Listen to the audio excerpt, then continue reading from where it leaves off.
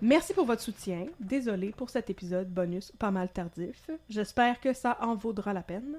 Aujourd'hui, je vais vous parler d'un triangle amoureux et aussi des astronautes. Yeah! On va être sexy dans l'espace. Oh! Et aussi parler d'affaires qui font vraiment peur, comme l'espace. Comme l'espace. Juste comme un petit bout de temps, puis c'est pour le contexte, puis c'est pas pour... on va pas trop parler d'affaires qui font peur dans l'espace, mais un petit peu. Je sais toujours pas de quoi qu'on va parler. Pour vrai? Oh my god! Ah, nice, ok. Alors, mes sources, c'est 2 pages Wikipédia, 2 articles de CNN, un article de ABC News, un très long article du Texas Monthly, qui a été ma source principale, et un autre très long article du New York Times, qui a été mon autre source principale. Ils sont égales, là-dedans. C'est un triangle rectangle. Voilà, c'est exactement. C'est un triangle rectangle, j'imagine. Non, triangle rectangle, c'est qu'il y a un angle droit. Ben oui, c'est le isocèle. Ouais. Oui. Moi, j'ai poché mes maths, j'ai fait de la dyscalculite et voilà, j'ai fait mon coming out de dyscalculite. Mais c'est pas grave, je vais pouvoir te parler des astronautes quand même. Ben oui. Il y a pas vraiment de mathématiques impliquées dans cette histoire-là. Il y a des mathématiques impliquées pour devenir astronaute, mais on ne veut pas devenir astronaute. Oui. Donc, on est en janvier 2007. Oh, c'est une belle année, ça. Et Lisa Nowak, une astronaute de 42 ans, vit sa meilleure vie. Ben là, oui, elle va dans l'espace. Elle va dans l'espace des fois. Elle est allée une fois au moins, ça je sais. Mais elle est une petite femme frêle, je pense que c'est le cas de le dire. Ça disait qu'elle mesurait 5 pieds 4 et qu'elle pesait 100 livres. Oh my god! Ça, c'est très frêle. Toute petite. Elle est toute petite. Elle a des cheveux bruns aux épaules, avec un petit toupette transparent, séché à la brosse ronde. C'est comme quand ton toupette n'est pas assez épais. Et elle a la face Very qui est un 90s. mix entre la face de Karen Allen, qui jouait Marion dans le premier Indiana Jones, Ah oui. et aussi, Oh! et Eeyore, l'âne dépressif dans Winnie the Pooh. C'est tout un mix. Je t'avais dit que je m'étais gâtée dans Wow! ma description. Alors, imaginez ça, les deux mixés ensemble. Lisa est enfin en train de sortir d'un divorce houleux qui a duré des années, s'est étendu beaucoup trop pour rien. Et elle a un amant. Oh! Il s'appelle Bill Offaline. Oh. Billy pour les intimes. Oh. C'est pas tant un nom d'amant. Et il est un ancien pilote de la Navy et aussi un astronaute. Oh! Et là, Love is attention, in the space. je me suis vraiment gâtée pour les descriptions. Fait que description physique de Bill. Ah, je t'écoute. Il est grand, Oh! brun, pas de Oh. barbe. Et il a la face un peu comme si Jeremy Strong de Succession avait eu un bébé avec Buzz Lightyear. Ça te Tu me donne- demandes des efforts d'imagination, là! Après, tu iras regarder les photos puis tu me diras si mes descriptions Ben là- sont... Vas-y. Donc, elle s'appelle... Oh, ben là, tu vas Excusez, peut-être te gâcher excusez. des affaires, par exemple. Non, je vais juste regarder les photos. D'accord. Elle s'appelle Lisa Nowak, N-O-W-A-K. Lisa, N-O-W-A-K. Mhm. Alors, est-ce que tu penses qu'elle ressemble à Karen Allen et Eeyore, l'âne dépressif de Winnie the Pooh? Oui. Bon! OK, voilà. Puis après ça, lui s'appelle Bill Offaline, O-E-F-E-L-E-I-N. Puis il ressemble à Jeremy Strong, puis Buzz Lightyear. Oui. Bon, OK. Troisième description. Il y a une tablette elle sur la va tête. venir après. Oui, il y a une tablette sur la tête! Il y a une tablette sur la tête, puis il y a un air de sad boy perpétuel, comme Oui. Jeremy Strong, mais aussi le type de face carrée, comme Buzz Lightyear. Donc, C'est parfait. Ok. 10 sur 10. voilà. Fait que là, Lisa, son amant, c'est Bill. Oh là là. Et elle est en train d'enfin signer ses maudits papiers de divorce. Oh yeah. Et elle prend le temps d'écrire une lettre à la mère de son amant pour lui dire à quel point elle l'aime. À quel point ils ont du bon sexe.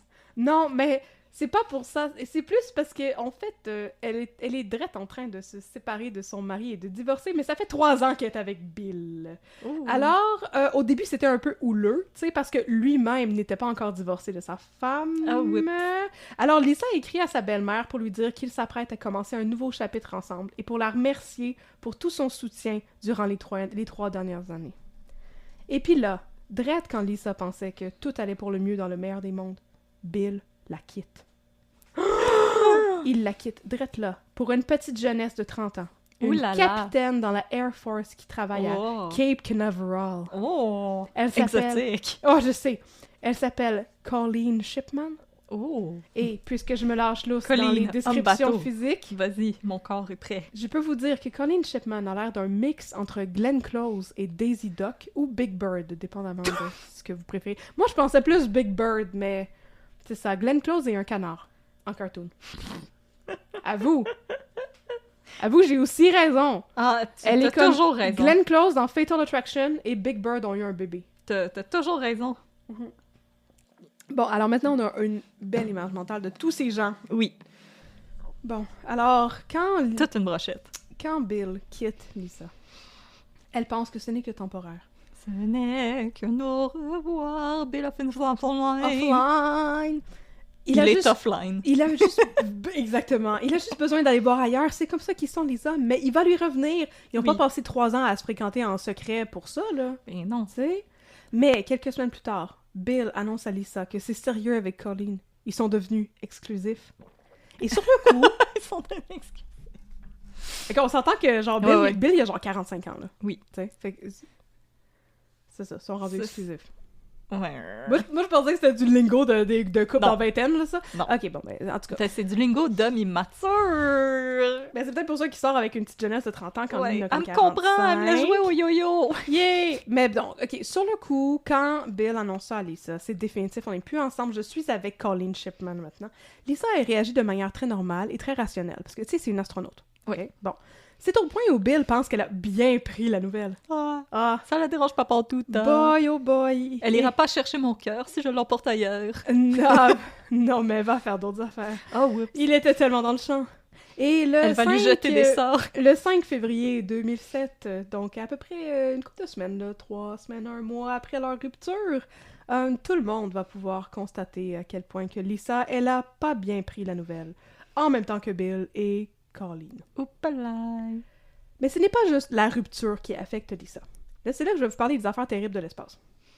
T'es-tu prête? Oui. J'ai vraiment un trigger warning, parce que c'est ce bout-là, c'est Non, un non, gros moi, rabbit hole. Interstellar, ça m'avait donné de l'anxiété. là. Ok, ben Quand ça va te donner de l'anxiété parce que c'est comme la vraie vie. Quand Donc- que l'astronaute, tu dis, de l'autre côté du mur, il y a rien, là, j'ai eu une petite crise de panique. Ouais, non, c'est pas là du tout qu'on s'en va Ok. dans l'histoire. Donc, Lisa, les dernières années ont été vraiment dures pour elle. Puis mettons que la rupture avec Bill Offline, c'est comme la goutte qui fait déborder le vase.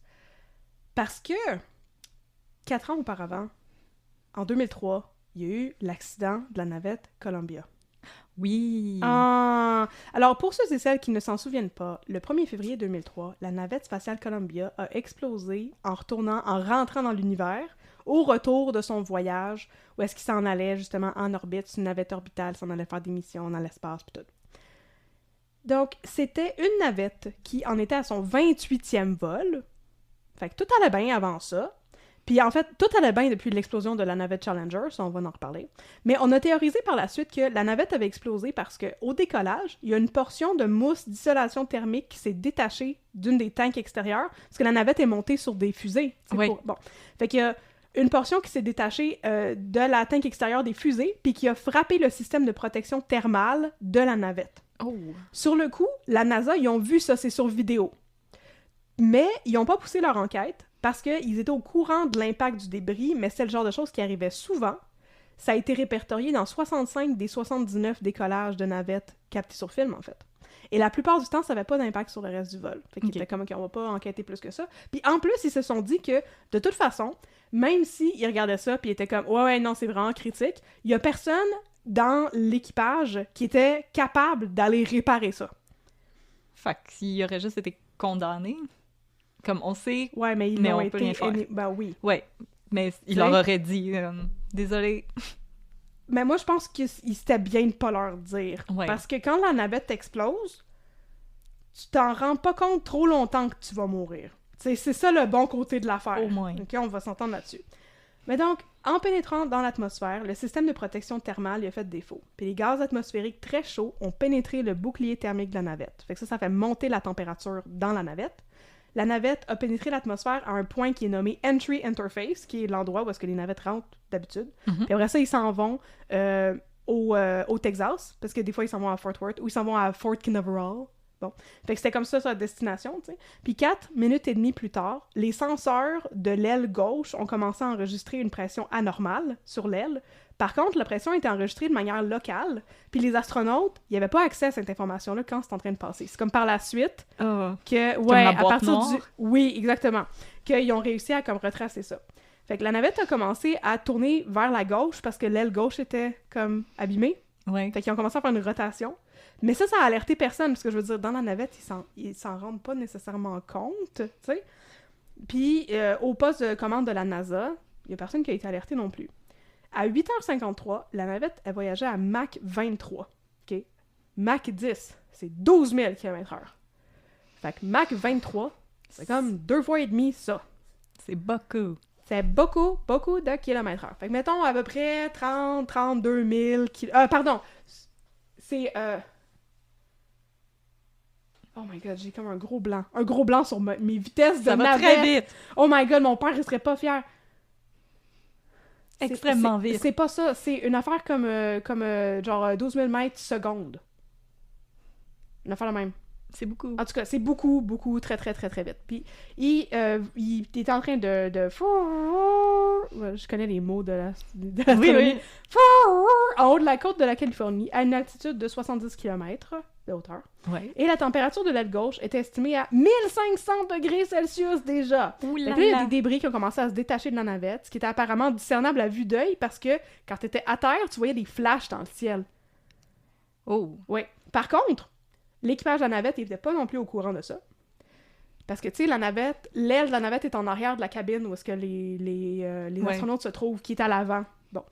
En fait, le problème a été signalé à l'équipage seulement à 8h58, quand un logiciel de vol a commencé à indiquer une perte de pression d'air dans les pneus de l'équipement d'atterrissage à gauche. Puis ça, c'était parce qu'ils étaient tous en train de fondre, parce qu'il y avait était plus trop de chaud. senseurs de protection thermique. C'est ça, à gauche.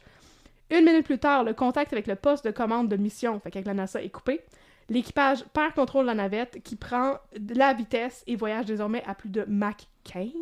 Oh my god. Ouais, fait qu'il est en train de ralentir, puis là, il recommence à accélérer parce qu'ils ont perdu le contrôle complètement.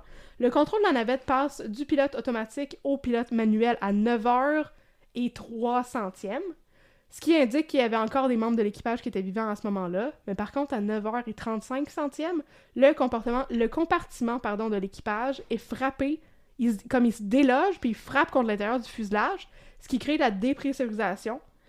Et la dépressurisation, elle a lieu 20 centièmes de seconde plus tard, puis c'est probablement ça qui a tué les astronautes sur le coup. Fait que ça s'est passé en moins d'1 seconde.